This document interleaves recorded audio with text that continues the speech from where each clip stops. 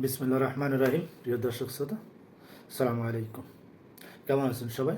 বিশেষ করে আমার যারা সাবস্ক্রাইবার আছেন, যে যেখানে আছেন, সবাই আল্লাহ তো ভালো থাকবেন, সুস্থ থাকবেন, দোয়া করি। গতকালকে সেনাবাহিনীর আন্ডারে ঢাকা নিউ মার্কেট এলাকা থেকে বিশেষ অভিযানে এলাকা থেকে বিভিন্ন জায়গা থেকে দেশীয় অস্ত্র সহ কয়েকজনকে গ্রেপ্তার করেছে।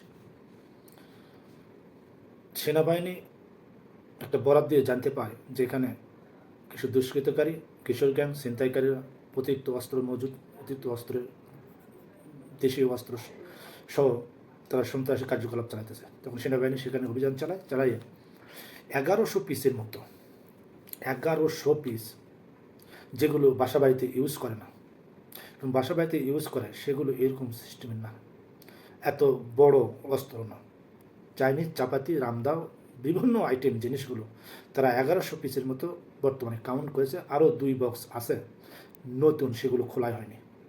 সেনাবাহিনী ধারণা করেছে এগুলো ডেলিভারি দেওয়া হচ্ছে, হোম ডেলিভারি।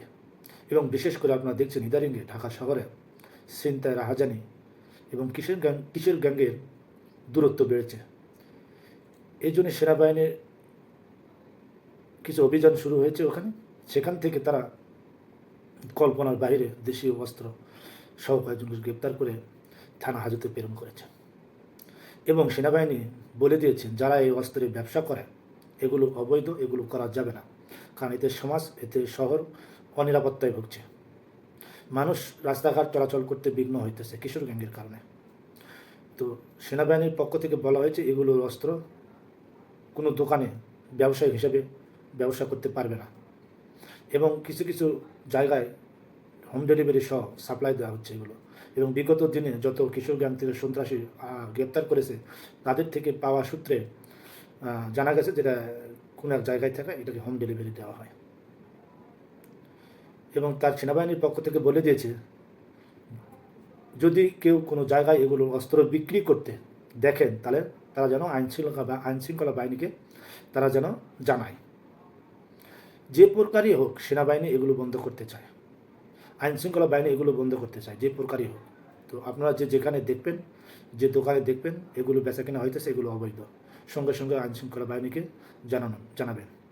এবং আইনশৃঙ্খলা বাহিনী আরও বলেছেন যে এগুলো আমাদের দেশীয় অস্ত্র যেগুলো বাসা বাড়িতে ইউজ করা হয় সেগুলো না, এগুলো আরও অনেক উন্নত মানের। তো এগুলো তো বাসা বাড়িতে প্রয়োজন নাই। বাসা বাড়িতে যে আইটেম যে ব্যবহার করা হয় সেগুলো তো সৌন্দর্য না, এবং সেগুলো বেশিরভাগ গ্রামেই ব্যবহার করা হয়, শহরে তেমন কিছু এগুলো ব্যবহার করা হয় না। তো সেনাবাহিনীর পক্ষ থেকে জানিয়েছেন যে নির্মূল করবে কিশোর গ্যাং, এবং যারা আছেন শহরে গ্রামে তাদেরকে সতর্ক করেছেন যে এগুলো থেকে আপনারা বিরত থাকেন, কারণ দেশের মানুষ, গ্রামের মানুষ, শহরের মানুষ একটু নিরাপত্তায় থাকতে চায়, একটু সুখে শান্তিতে বাস করতে চায়। এবং এই যে অভিযান, এই অভিযান চলমান অব্যাহত থাকবে ইনশাল্লাহ। সেনাবাহিনীকে ধন্যবাদ জানাই যে এতগুলো অস্ত্র, মাথা নষ্ট, হায় হায় তারা গ্রেপ্তার করতে পেরেছে।